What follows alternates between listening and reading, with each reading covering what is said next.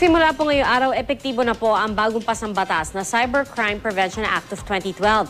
At isa sa mga tinututukan ngayon ng NBI ang sunod-sunod na panghahak ng isang notorious na grupong tinaguriang Anonymous Philippines. Balita hatid ni John Consulta. Masusing paghahanda ang ginagawa ngayon ng NBI sa pag-iimplementa ng Cybercrime Prevention Act of 2012 ayon sa NBI Cybercrime Unit.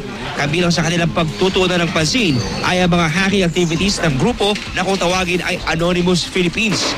Hindi bababa sa 12 websites ng iba't ibang government agencies ang pinasok na ng grupo.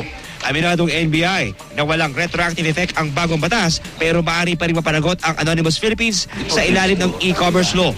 Lahat ng mangyayari na sakop ng batas na yun pwede ng kasuhan ng Cybercrime Prevention Act. At kung sila ay maghahak sa pamamagitan ng Cybercrime Prevention Act, medyo mataas ang parusa dito, ay pwede silang kasuhan ng presyon correctional na may pagkakakulong na 6 na buwan at 1 araw hanggang 6 na taon.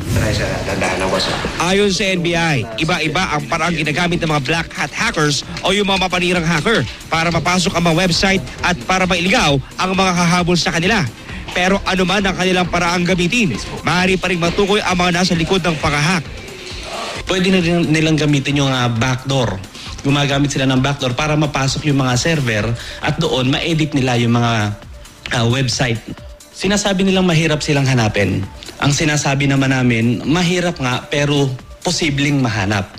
Puspusan na rin ang pakikipag-ugnayan ng NBI sa iba pang government agencies para di mapasok ang kanilang mga websites.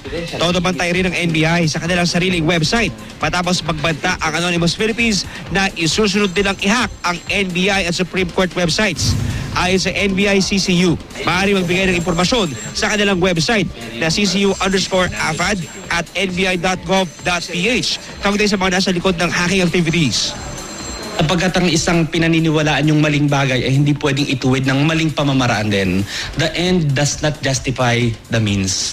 Kaya ang panawagan natin, idali natin sa tamang forum, sa tamang lugar ang ating mga hinaing, kung meron man tayong hinaing sa gobyerno, upang hindi maperwisyo yung mga inosenteng mga tao o mga ahensya ng gobyerno.